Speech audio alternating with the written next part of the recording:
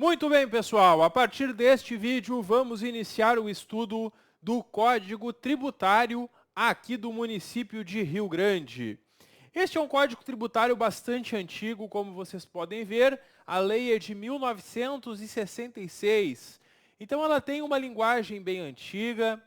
E nós vamos tentar aqui, de uma forma bem objetiva e bem didática, passar pelos principais pontos que devem ser cobrados na prova do concurso do município sobre o Código Tributário. Nessa aula, nós não vamos ler artigo por artigo, porque isso seria um trabalho enorme e a aula ficaria muito cansativa, muito chata, porque são mais de 300 artigos no Código Tributário. E nem todos costumam ser cobrados em prova. Então, nós vamos focar aqui no que mais é cobrado em prova e também fazer com que vocês entendam como que funciona a lógica deste Código Tributário. Cada município tem o seu Código Tributário, que é onde o município estabelece as regras para a cobrança, arrecadação e fiscalização dos seus tributos. Os tributos do município, que eu vou mostrar para vocês, que são impostos, taxas e contribuições. Bom, vamos iniciando então o nosso estudo. Aqui no primeiro artigo, simplesmente uma apresentação da lei. Essa lei dispõe sobre os fatos geradores e também vai dispor esta lei sobre a incidência, alíquotas, lançamento, cobrança e a fiscalização dos tributos. Basicamente o que eu falei, ela traça as regras para que o município possa cobrar os tributos dos contribuintes. Não é comum que esse artigo 1º apareça em questões de prova. O artigo 2º, ele apresenta o sistema tributário do município. E antes de mostrar os incisos, eu já mostro para vocês esse esqueminha que eu fiz, que é essencial para a gente entender os tributos do município. Porque quando eu falar em tributos, eu estou falando sobre todos. Os tributos são divididos em 3 categorias aqui no Código Tributário: os impostos, as taxas e a contribuição de melhoria. E nós vamos estudar cada uma delas ao longo aqui da nossa aula. Primeiro, todos os municípios, de acordo com a Constituição Federal, possuem 3 impostos que são de sua competência. O IPTU, que é o Imposto sobre a Propriedade Predial e Territorial Urbana, e nós vamos ver aqui neste código como que funciona o IPTU, inclusive que ele é dividido em imposto predial e imposto territorial. A gente tem também como imposto do município o ITBI, que é o Imposto sobre a Transmissão de Bens Imóveis. Quando tu compra um imóvel, tu paga ITBI para a prefeitura. E o ISS, que é o Imposto sobre Serviços. As empresas que prestam serviços recolhem o ISS. Curiosamente, neste Código Tributário não tem regras sobre o ITBI. E eu, inclusive, coloquei uma explicação para vocês. O ITBI, ele foi instituído pela Lei 4.384 de 89. Nesta lei estão as regras do ITBI. Aqui no Código Tributário não tem nenhuma regra sobre o ITBI, e, inclusive, ele nem está na lista de impostos. Então, aqui nesse esquema, eu mostro para vocês os 3 impostos que são do município na prática. Mas na tua prova, sobre o Código Tributário, eles não vão perguntar sobre o ITBI, porque aqui no Código Tributário estão apenas o IPTU e o ISS. O ITBI, ele existe e está em outra lei, não está neste Código Tributário. Sobre taxas, nós vamos ver lá no final quais são as taxas. E a contribuição de melhoria, o município vai instituir contribuição de melhoria quando ele faz uma obra, com dinheiro público, claro, e essa obra, que é uma obra para melhorar algum bairro da cidade, alguma parte da cidade, valoriza imóveis particulares. E aí, para diminuir o custo que o município teve com a obra, ele pode instituir por lei, é claro, a contribuição de melhoria. Bom, então sobre impostos nós temos aqui na lei 2 impostos aqui no Código Tributário, o terceiro está em outra lei, não vai ser cobrado na nossa prova. Na nossa prova, se eles perguntarem sobre impostos do município, ou eles vão perguntar sobre o IPTU, ou sobre o ISS, que é o Imposto sobre Serviços. E na hora da prova, às vezes, para tentar te confundir, A banca vai misturar esses impostos que são do município com outros impostos que são estaduais ou federais. Por exemplo, o IPVA. O IPVA, todos que têm veículo automotor vão pagar o IPVA, mas o IPVA é pago para o Estado.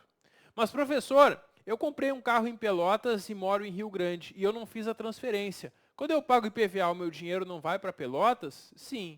Mas então, esse imposto não é municipal? Não. O IPVA, ele é um imposto estadual. A gente paga para o Estado todo ano o IPVA. Aí o Estado vai passar metade para o município onde o veículo está licenciado. Então, naquele exemplo que eu dei, que você mora em Rio Grande e tem um veículo que tem placa de Pelotas, que foi licenciado em Pelotas. Se você compra esse veículo e não transfere lá no CRVA para Rio Grande, quando você paga o IPVA para o Estado, metade daquele dinheiro vai para o município de Pelotas. Mas isso não quer dizer que o imposto seja municipal. O IPVA é um imposto estadual. E se na tua prova eles afirmarem que o IPVA é um imposto municipal, está errado, é pegadinha da banca. Muito cuidado. Impostos municipais existem apenas 3. O IPTU, o ISS e o ITBI. Neste Código Tributário, apenas 2. O IPTU e o ISS, porque o ITBI, como eu falei para vocês, está nesta outra lei. Muito bem. As taxas. A taxa ela é cobrada por 2 motivos. Ou pelo exercício do poder de polícia, ou por serviços públicos que o município presta e cobra dos usuários do serviço. O poder de polícia é o poder de fiscalização. E é por isso que tem taxas. Quando um estabelecimento vai começar a funcionar, ele vai pedir um alvará na prefeitura e vai pagar uma taxa por isso. Essa é uma taxa pelo exercício do poder de polícia, porque os fiscais da prefeitura vão verificar se o estabelecimento está cumprindo todos os requisitos, todas as condições, para não colocar a saúde e a segurança da população em risco. E a contribuição de melhoria eu já expliquei para vocês, que é de obras públicas. Lá no final a gente vai ver um pouquinho mais sobre ela. Bom, fatos geradores. Espera aí, o que é um fato gerador? No direito tributário, um fato gerador é uma coisa que acontece que vai fazer com que alguém tenha a obrigação de pagar um tributo, vai gerar a obrigação de pagar um tributo. Por exemplo, se eu tenho um imóvel no município, eu tenho o fato de ter a propriedade urbana de um imóvel, me faz ter que pagar IPTU todo ano. Então, o fato gerador do IPTU, por exemplo, que é a primeira opção, é o domínio útil ou a posse de bem imóvel por natureza ou acessão física, como tal definido em lei, na zona urbana. E sobre o serviço de qualquer natureza, o fato gerador é a prestação de serviços. Aqui diz conforme a legislação federal pertinente, porque tem uma lei federal que trata do ISS, que é esse imposto sobre serviços. Basicamente, a questão é a seguinte: as empresas ou prestam serviços ou vendem mercadorias. Uma empresa que vende uma mercadoria não recolhe esse tributo, porque a empresa que só vende a mercadoria vai recolher um imposto estadual chamado ICMS. Já as empresas que prestam serviços, não vendem mercadorias, prestam um serviço, não recolhem o ICMS, vão recolher o ISS, que é o Imposto sobre Serviços de Qualquer Natureza. Tem as taxas aqui para o exercício do poder de polícia, que é justamente aquelas atividades de fiscalização. E aí quando alguém quer abrir um restaurante, por exemplo, no município, tem que pedir um alvará na prefeitura. E também por utilização de serviços públicos municipais, quando o serviço é colocado à disposição do contribuinte ou prestado, por ele também já é cobrado. E da taxa pelo exercício do poder de polícia, o fato gerador é justamente essa atividade do município de fiscalizar os estabelecimentos, e a contribuição de melhoria eles dizem que é o que dispõe a lei federal, mas na verdade a gente sabe que é uma obra pública que valoriza imóveis particulares, que vai incidir a contribuição de melhoria. Agora nós temos uma coisa muito diferente de outros municípios no Código Tributário aqui de Rio Grande. A maioria dos municípios não coloca as regras que nós vamos estudar daqui para frente, porque elas já estão no Código Tributário Nacional, o CTN. E se tu já estudou direito tributário, inclusive se já fez aulas comigo de direito tributário, as coisas que eu vou explicar agora aqui dentro do Código de Rio Grande, Tu já viu lá no direito tributário, porque é a mesma coisa. Eles copiaram quase igual o que consta no Código Tributário Nacional, no CTN, sobre diversos assuntos. Eu não sei o que pensa o examinador que vai preparar a nossa prova no concurso de Rio Grande. Normalmente, quando uma lei municipal apenas copia normas da legislação federal, isso não é muito explorado em prova. Mas a gente não sabe o que passa na cabeça de quem vai fazer a nossa prova em Rio Grande, por isso eu vou passar com vocês também sobre esses dispositivos do Código Tributário Municipal. Mas tu vai perceber, se tu já estudou o Código Tributário Nacional, tu vai perceber que muita coisa aqui é igual ao que está lá, inclusive com os mesmos prazos, as mesmas regras. O primeiro assunto que nós temos para trabalhar é a aplicação e interpretação da legislação tributária. A legislação tributária é a norma, é a lei que cria um tributo, que aumenta um tributo, e aí tem regras de quando que ela vai ser aplicada. É isso que é a aplicação e interpretação da legislação tributária. Primeiro, nós temos a entrada em vigor. Somente após entrar em vigor a norma que pode ser exigido o tributo que foi criado ou aumentado. E aí nós temos os seguintes, sobre direito tributário. Atos normativos expedidos pelas autoridades administrativas. Aqui são atos, não são leis. Aqui são atos que as autoridades expedem, como um decreto do prefeito, por exemplo. Esses atos entram em vigor na data que são publicados.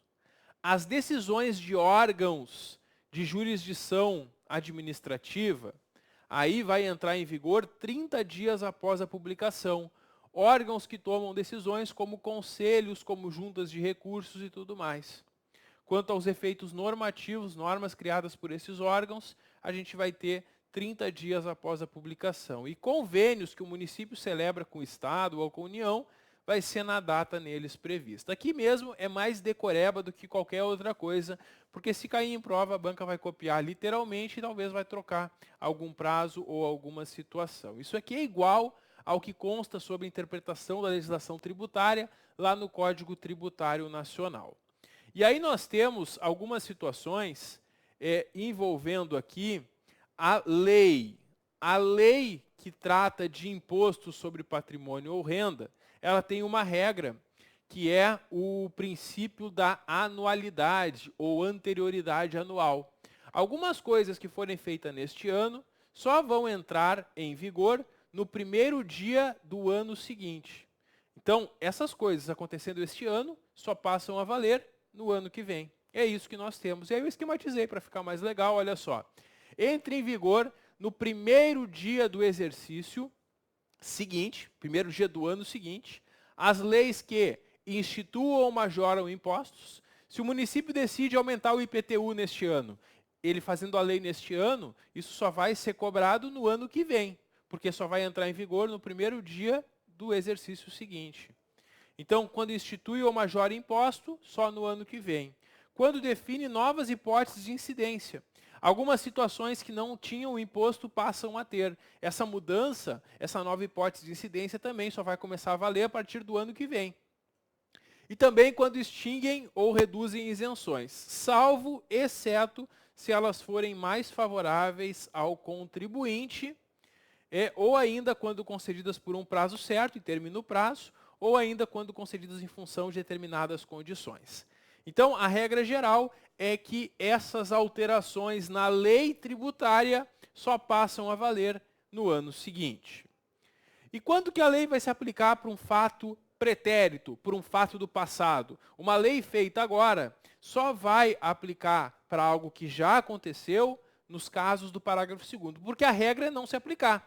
A regra é que a nova lei é daqui para frente. Claro, eu não posso, pela lei, criar obrigações para o passado. Então, quando eu crio um novo tributo, quando eu aumento, vai valer só daqui para frente, ou só do ano que vem para frente, como a gente viu no parágrafo anterior. No entanto, no parágrafo 2º, a gente tem algumas exceções a essa regra de não aplicação da lei para o passado, não aplicação retroativa da norma. E nós temos, então, aqui que a lei aplica-se a ato ou fato pretérito do passado, em qualquer caso, quando é expressamente interpretativa, exceto para aplicação de penalidade.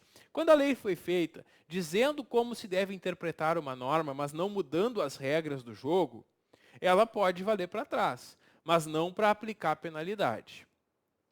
E a nova lei também pode ser aplicada para um ato que ainda não foi julgado, um ato que aconteceu antes da lei, mas ainda está em discussão, quando essa nova norma é mais benéfica para o eventual infrator.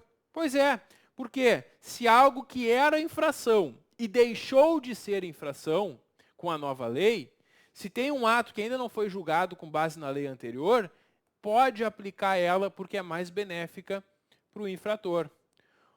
Ou ainda, quando deixa de tratá-lo como contrário a qualquer exigência, desde que não tenha sido fraudulento, nem tenha implicado em falta de pagamento de tributo. Aí também pode aplicar para trás. Ou ainda, quando lhe comune uma pena menos severa. Tinha uma penalidade por uma infração e a pena reduziu com a nova lei. Quem está respondendo o processo ainda com base naquilo, pode se valer da nova lei para ter uma pena menor. Cuidado, só quando for menor. Se a pena aumenta, não pode aplicar para trás. Se algo que não era infração passa a ser infração, também não pode aplicar para trás. Só pode aplicar para trás nesses casos quando o ato ainda não foi julgado. Se já tem processo julgado, os processos não vão ser reabertos também por causa da nova lei nessas hipóteses. Isso também, pessoal, é igual ao que tem no Código Tributário Nacional, no CTN. Nesse aspecto, sobre legislação tributária, em provas sobre o CTN, o Código Tributário Nacional, o que mais cai em prova está aqui no artigo 5º, que é como que eu vou interpretar, como eu vou aplicar a lei tributária. Isso é chamado, na doutrina de direito tributário, de integração. Quando a lei não diz expressamente o que fazer, porque a lei não consegue regrar tudo. Muitas vezes a gente tem um caso prático, uma situação para resolver, a gente estuda a lei e não encontra na lei a resposta. Quando eu não encontro na lei da resposta, onde eu vou buscar uma resposta? Primeira situação, analogia. A analogia é usar leis que tratam de outros assuntos para aplicar ao meu assunto. Quer dizer, se uma lei para aquele caso disse isso, para esse também poderia ser assim. Isso é analogia. Eu pego uma outra lei do ordenamento jurídico e trago ela para aplicar no meu caso concreto. Essa é a primeira forma de resolver. Então, se no direito penal ou processual penal o julgamento é de uma forma, o julgamento da questão tributária, se não tem lei específica, eu posso utilizar aquela lei lá do direito penal, por exemplo, como analogia. Essa é a primeira solução. Se eu não encontrar nenhum caso parecido, nenhum caso análogo para utilizar a analogia, a minha segunda opção é utilizar princípios gerais do direito tributário. Se a gente pega livros de direito tributário, nós vamos encontrar princípios gerais que devem ser aplicados. E aí, faltando a regra, eu uso o princípio. Se eu não encontrar um princípio que se adeque ao que eu preciso, eu posso ainda tentar princípios gerais de direito público. Aí eu vou utilizar princípios de direito em geral, não especificamente de direito tributário. E se ainda assim eu não conseguir, eu vou utilizar a equidade, que é uma ideia de justiça social, de igualdade. E na hora da prova, eles gostam de perguntar qual é a ordem preferencial. Então, tu tem que saber. A primeira coisa a fazer, quando a lei não traz a resposta, é buscar analogia, buscar uma lei parecida. Não conseguir, eu vou tentar princípios do direito tributário. Não deu, princípios do direito público, direito em geral. Não deu, se usa, por fim, a equidade. Importante observar que, ao utilizar a analogia, eu não posso exigir um tributo não previsto em lei. Quer dizer, se uma outra lei cobra algo que a nossa lei aqui não cobra, eu não posso trazer aquela outra lei como analogia para cobrar algo que a lei não disse que tinha que ser cobrado. A analogia, ela é para resolver a ausência de legislação, mas eu não posso utilizar ela para exigir um tributo que não esteja efetivamente previsto em lei. O emprego da equidade não poderá resultar na dispensa do pagamento do tributo. A equidade, essa ideia de justiça social, de igualdade no caso concreto, eu não posso utilizar ela para fazer com que alguém não pague o tributo. Eu posso utilizar ela para buscar o que é mais justo, mas eu não posso, com base em equidade, liberar alguém de pagar um tributo que seria devido. Bom, e os princípios gerais do direito privado? Os princípios gerais do direito privado também podem ser utilizados. Cuidado, né? A gente viu aqui que uma solução são os princípios do direito público, que são normas de direito administrativo, por exemplo. Agora, normas do direito privado, como por exemplo do direito civil, que regula relações entre particulares, podem ser utilizados para pesquisar a definição, mas não para a definição dos efeitos tributários. Eu posso buscar lá no Código Civil um conceito do que é propriedade, do que é bem móvel, o que é bem imóvel. Essas definições de direito civil eu posso utilizar aqui para o direito tributário, porque tratam dos mesmos assuntos. Agora, eu não posso utilizar um princípio geral do direito civil para definir um efeito tributário. Para efeito tributário, para definir se vai ser cobrado ou não e como vai ser cobrado, eu preciso utilizar princípios do direito tributário ou do direito público. Eu não posso utilizar do direito privado, do direito civil. E não podem ser alteradas definições, conteúdos e alcances dos institutos, conceitos e formas de direito privado utilizados pela Constituição para definir limites de competências tributárias.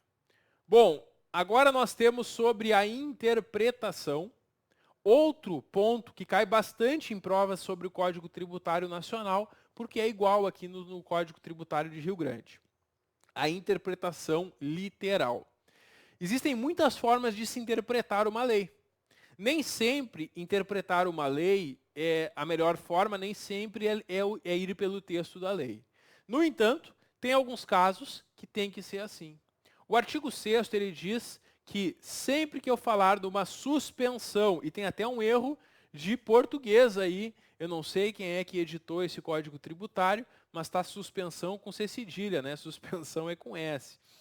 As hipóteses de suspensão ou exclusão do crédito tributário se interpreta literalmente. O que significa isso? O CTN, ele diz quais são os casos de suspensão e de exclusão do crédito tributário. E esses casos eu interpreto literalmente, quer dizer, o crédito tributário só pode ser suspenso ou excluído nas hipóteses literalmente, textualmente previstas lá no Código Tributário. Eu não posso inventar nenhuma forma, nem utilizar aqui analogia ou outra interpretação. A questão, para saber se é possível suspender ou excluir um crédito tributário, a interpretação é literal. Está na lei, pode. Não está na lei, não pode. Não tem margem para outra interpretação. Também a isenção. Só vai ter isenção quem a lei diz que tem isenção. Eu não posso fazer uma interpretação ampliativa diferente. Não. A lei vai dizer expressamente quem tem isenção e só quem se enquadrar exatamente no que a lei disse que vai ter direito à isenção. E também a dispensa do cumprimento de uma obrigação tributária acessória. Só vai estar dispensado de cumprir uma obrigação tributária acessória quem a lei assim disser.